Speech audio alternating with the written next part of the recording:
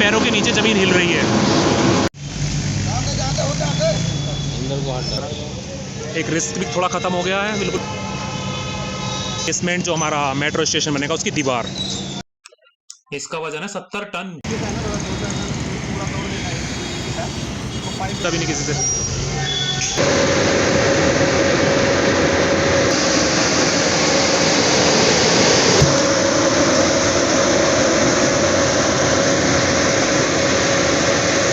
ये stainless steel के हैं pipe, stainless steel.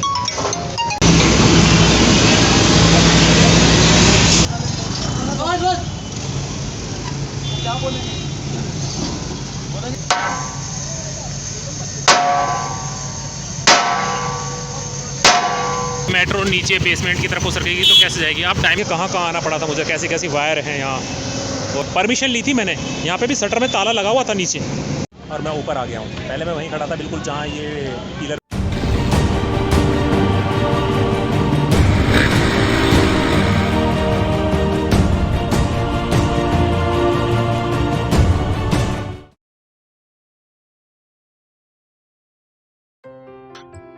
Good evening friends.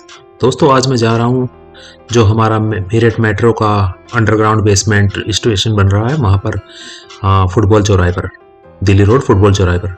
तो दोस्तों मैं इस प्रोजेक्ट के ऊपर पिछले 4 महीने से मेहनत कर रहा हूँ और इसकी अपडेट भी ले रहा हूँ और इसको कवर भी करता आ रहा हूँ। तो आज मेरे फ्रेंड का फ़ोन आया है कि आजा जल्दी से, आज जाल पड़ने वाला है। क्योंकि मैंने अपने फ्रेंड को बोला था कि जब भी यहाँ पर जाल पड़े तो मेरे को आप इन्फॉर्म कर देना। तो आज वहाँ जाल पड़ रहा है, तो चलिए।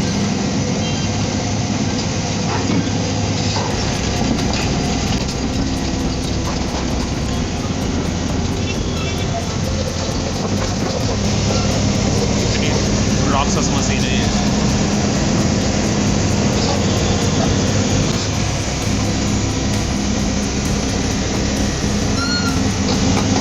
दोस्तों यह है पोकलैंड मशीन जो मेट्रो की हमारी बेसमेंट में वॉल बनेगी अंडरग्राउंड, तो उसकी यह खुदाई करती है।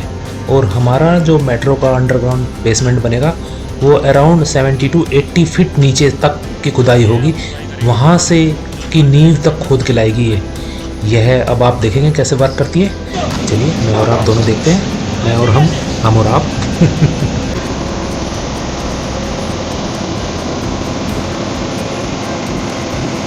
जमीन हिलने लगी है जैसा डायनासोर पिक्चर में दिखाते हैं ना, डायनासोर।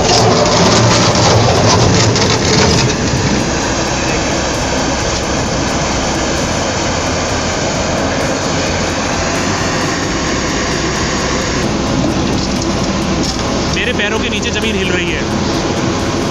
मैंने बोला ना जैसे वो डायनासोर के पिक्चर में गिलास से पानी हिलते दिखता था, दुम दुम ऐसे करके ज़मीनें हिल रही है।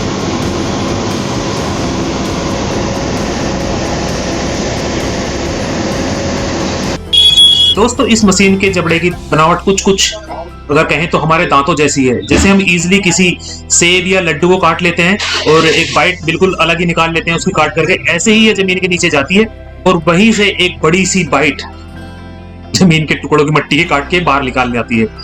या ये कहो कि जैसे हम दोनों हाथों को अंदर डाल के खुदी हुई मट्टी को बाहर निकालें ग्रिप बना के, तो इस तरह से यह मशीन जाती है और ग्रिप बना करके नीचे से काटिंग करके बाहर मट्टी को बाहर ले आती है। दोस्तों आप देख रहे होंगे जहाँ ये खुदाई हो रही है उसके दोनों तरफ सीमेंटेड वॉल है। तो यह कार्य करने से कुछ दिनों पहले ही यह सीमेंटेड वॉल तैयार कर ली जाती है, क्योंकि इससे क्या होता है, इससे एक फाउंडेशन बन जाता है कि इसी एरिया के अंदर वर्क करेगी फिर ये। तो यह पहले तैयार कर ली जाती है। और इस मशीन के साथ साथ आप देख रहे होंगे एक लिक्विड डाला जा रहा है, यह लुब्रिकेंट है। ये एक तरह का लुब्रिकेंट है जो मशीन में को खराब नहीं होने देता, किसी पुर्जे को खराब नहीं होता और एक चिकनाहट रखता है, मशीन के हर पुर्जे पे चिकनाहट रखता है। तो आप गौर से देखेंगे तो एकदम से देखो कैसे लुब्रिकेंट टपकता हुआ आपको दिखाई दे रहा होगा। तो यह कंटिन्यू इसमें डाला जाता रहता है जब तक वर्क होगा, तो यह रनिंग में रहता है। जैसे ऑयल, मशीन ऑयल में रहती है, ऐसे ही यहाँ पे लुब्रिकेंट काम करता है। आप देख रहे हैं एक जाला सा दिखाई दे रहा है आपको। और इस पानी बेस्ड लुब्रिकेंट से एक और फायदा होता है कि नीचे जो ये मशीन खुदाई करती है वो इजीली खुदाई हो जाती है, जिससे जल्दी जल्दी काम हो जाता है। कोई ज़्यादा हार्डनेस नहीं होती। वैसे तो इस पावर इतनी है इस मशीन में कि ये कुछ भी तोड़ फोड़ सकती है, कुछ भी तहस नहस कर सकती है। ज़मीन तो क्या है, ये सॉलिड बेस को उखाड़ डालती है, तो ये तो नीचे तो ज़मीन है, मिट्टी है।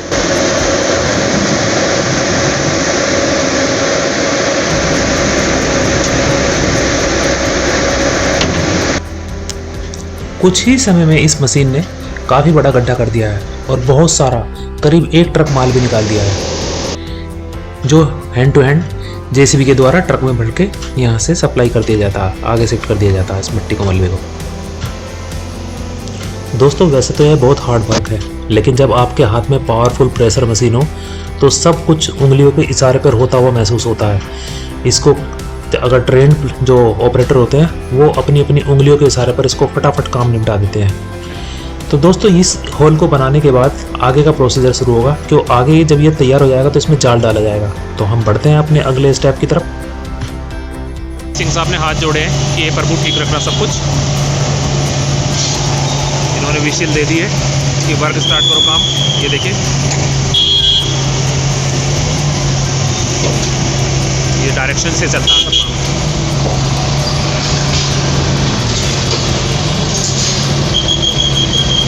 उठने लगा, देखिए जाल, आप देख रहे हैं जाल ऊपर उठने लगा है।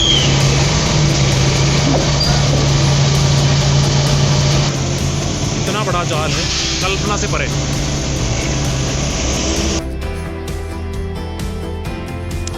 दोस्तों आप देख रहे हैं ये कितना बड़ा है, कितना बिगेस्ट है।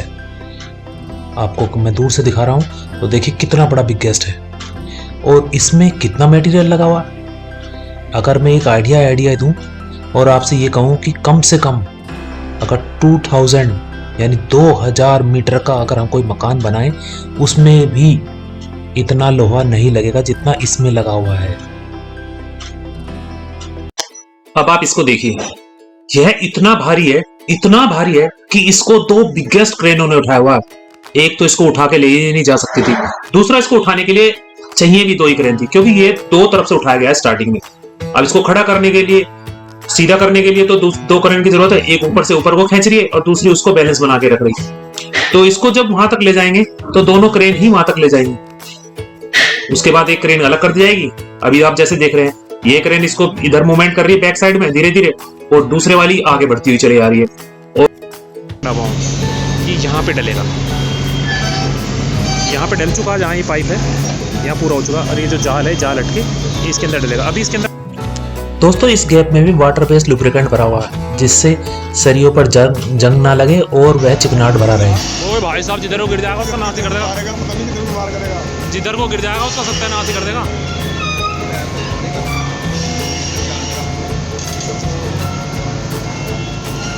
अभी हटाया जाएगा यहाँ से, प्रोसीजर चालू हो गया हटने का। दोस्तों अगर आपको याद हो जब मेट्रो काम स्टार्ट हुआ था तो मैंने अपनी वीडियो में दिखाया था कि यह जाल जब हमारा अंडरग्राउंड बेसमेंट स्टेशन बनेगा तो यह जाल अंदर कैसे जाएगा, तब मैंने आपको डायग्राम में बना के दिखाया था। तो आज मैं आपको रूबरू दिखाता हूँ कि यह जाल अंदर जा कैसे रहा, और वो भी 70 to 80 फीट का जाल। तो आइए देखते हैं। और आप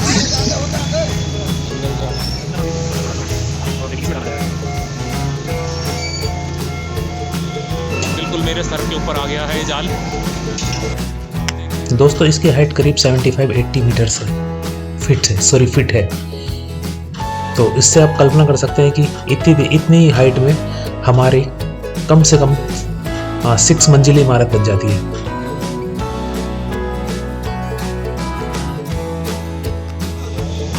एक रिस्ट भी थोड़ा खत्म हो गया है, बिल्कुल नीचे खड़ा था ना, और ज़्यादा ऊपर नहीं जा रहा।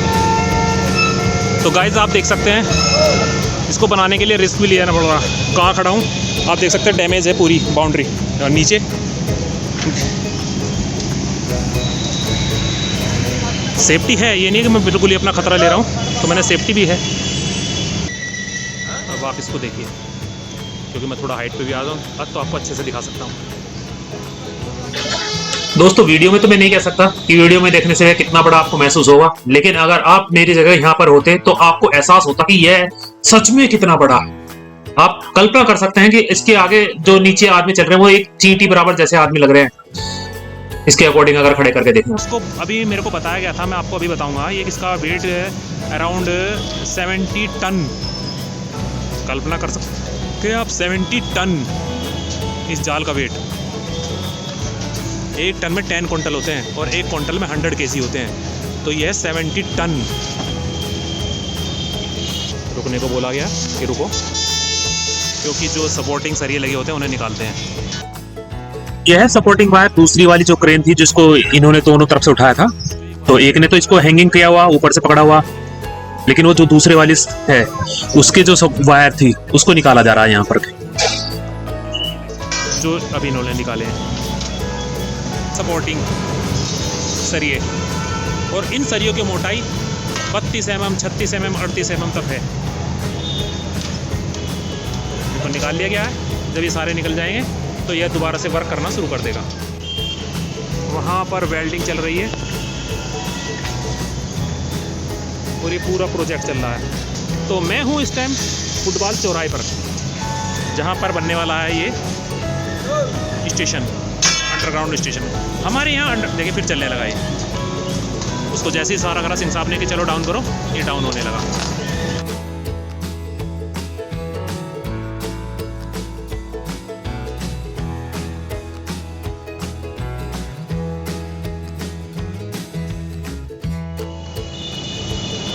आज मैं अपने आप को बहुत खुश नसीब समझ रहा हूँ कि ये मैं दिखा पाया। देखिए इस प्रोजेक्ट के पीछे पिछले मैं 3 महीने से लगा हुआ हूँ। 3 से 4 महीने हो गए इस प्रोजेक्ट के पीछे लगे मुझे। एक बार मैं आपको दिखा चुका हूँ, लेकिन तब मैं ये नहीं दिखाया था। तब मैंने डायग्राम बना के दिखाया था आपको। मैं पेपर पे डायग्राम बनाया था कि ये ऐसे जाएगा। आज मैं रियलिटी में आपको दिखा रहा हूँ कि ये जा कैसे रहा है। तो दोस्तों, आपसे मैं एक रिक्वेस्ट करूंगा कि अगर आपने अभी तक भी मेरे चैनल को सब्सक्राइब नहीं किया है तो प्लीज़ मेरे चैनल को सब्सक्राइब करें और बेल आइकन को भी प्रेस करें, जिससे मेरी ऐसी ही और जानकारी वाली और एंटरटेनमेंट या मैं कहीं घूमने जाता हूँ उसकी जानकारी मैं आपको देता रहूँगा। तो आपको टाइम टू टाइम मेरी जानकारी मेरी वीडियो की मिलती रहेगी। तो आप बेल आइकन को भी प्रेस कर लें। तो बढ़ते रहेंगे हम आगे। अब ये जैसे मैंने बोला था मेरे पैरेलल आने वाला है, आ गया मेरे पैरेलल। अब ये कितनी तेज़ी के साथ जा रहा नीचे, बहुत तेज़ी के साथ।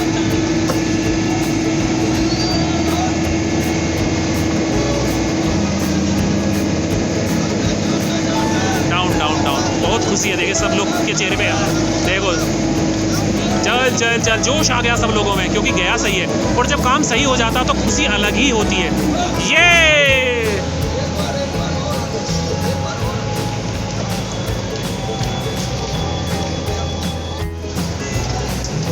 ये काम कंप्लीट हो गया। अब मैं दूसरी तरफ चलता हूँ। चलिए देखिए कहाँ आना पड़ा था मुझे, कैसी कैसी वायर हैं यहाँ, और मैं खड़ा भी कहाँ हूँ। अरे जम, क्योंकि फिल्माने के लिए मुझे ऊपर आना पड़ा था। मैं अब चलता हूँ। परमिशन ली थी मैंने, यहाँ पे भी शटर में ताला लगा हुआ था नीचे, तो भाई मैंने इससे रिक्वेस्ट करी भैया खोल देंगे प्लीज़, तो उन्होंने खोल दिया।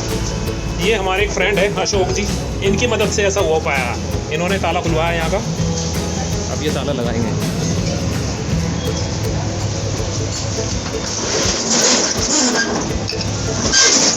तो देखिए आपको बहुत दिखाने के लिए, वीडियो कुछ दिखाने के लिए काफ़ी मेहनत करनी पड़ती है।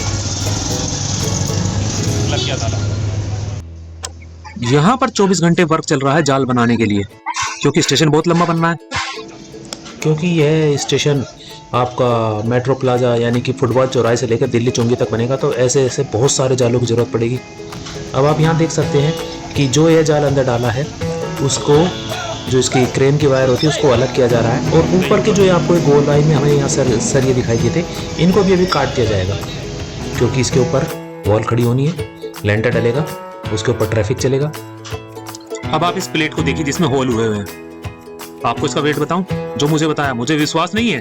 देखिए मैं अपनी बताऊं, मुझे विश्वास नहीं कि क्या इतना वेट हो सकता है। इसका वेट बताया गया यहाँ पर 25 टन। बाप रे 25 टन, मेरी तो कल्पना से परे है। ये हर जाल के बाद डाली जा रही है। मलबा निकलता है उसको हैंड टू हैंड यहाँ से ट्रकों में भर करके अलग प्लेस पे कहीं भेज दिया जाता है। तो आपको पता नहीं लगेगा जितनी मट्टी निकल गई है वो रातों रात गायब भी हो जाती है। इधर अब इस पे वेल्डिंग प्रोसीजर चलेगा।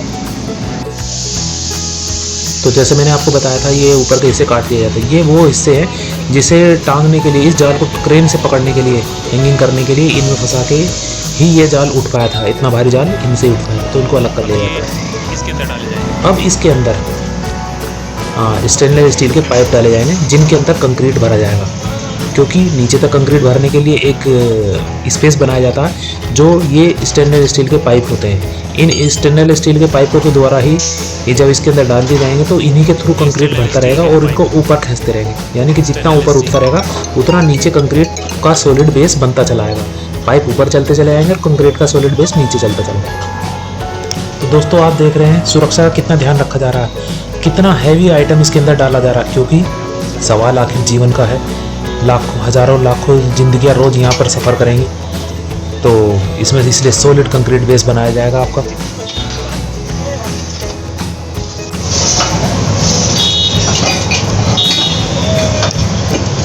अब इस पर क्या करेंगे, अब इस पर दूसरा पाइप लगा देंगे, ऐसे करके फिर पाइप को नीचे छोड़ते चले जाएंगे। पाइप तो बाद में बाहर आ जाते होंगे। हाँ, इनके अंदर कंक्रीट डाल के।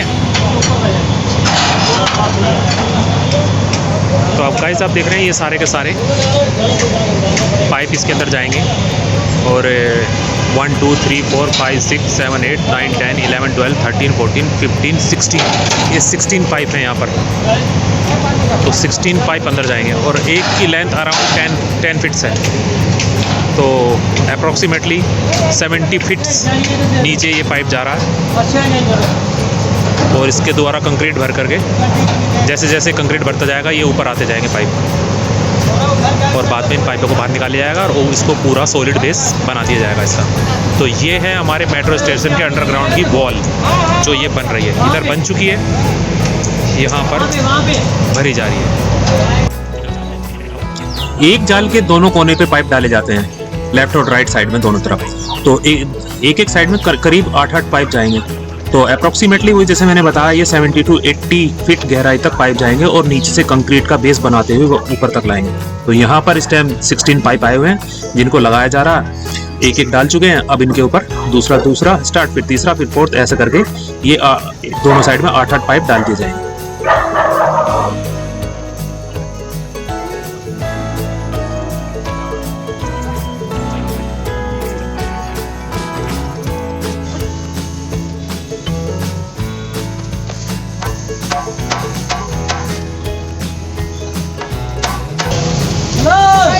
तो वो सुन ही नहीं रहा है क्रेन वाला, उसको आवाज़ लगा रहे हैं डाउन कर डाउन कर।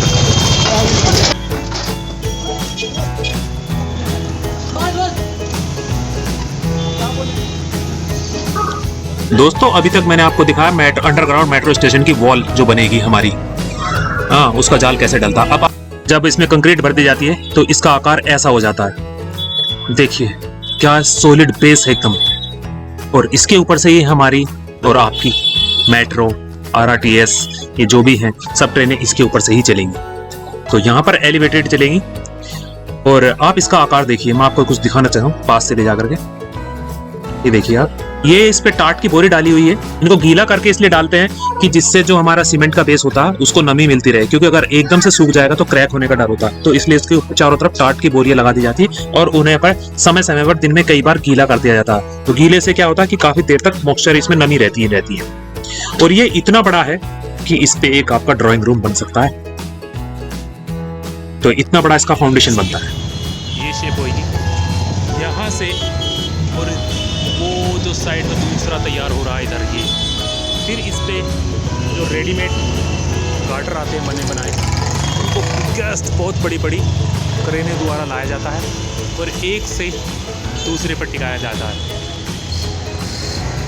तो वहाँ से और यहाँ तक की दूरी मैं समझता हूँ अराउंड 70 to 80 फीट्स तो होगी। तो ये इतने बड़े बड़े इनके गार्डर आएंगे जो इस पिलर से फिर होते हुए आपका जैसे उधर रेडीमेड वो तैयार है उस पर अटैच होगा, एक से दूसरे पे रेडीमेड ही आकर टिकेंगे यहाँ पर।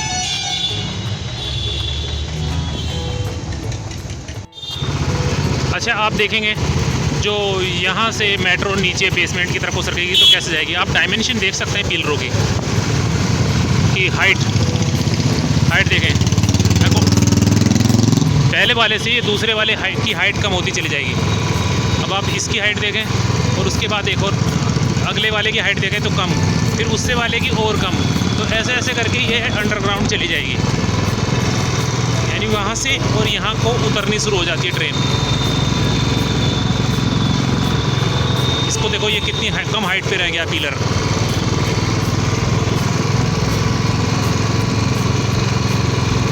और यहाँ पर ये यहीं कहीं पर ये अंडरग्राउंड हो जाएगी। इधर से आप ऊपर जाने शुरू होगी एलिवेटर पे और इधर ही ये अंडरग्राउंड हो जाएगी। थोड़ा सा ये चलेगी और उसके बाद अंडरग्राउंड चली जाएगी। तो दोस्तों मैंने आज आपको दिखाया है दिल्ली मेरठ मेट्रो का अपडेट कि हमारा काम कहां तक पहुंचा है। तो अगर आपको मेरी वीडियो यह पसंद आई है तो सब्सक्राइब करना और बेल आइकन प्रेस करना ना भूलें।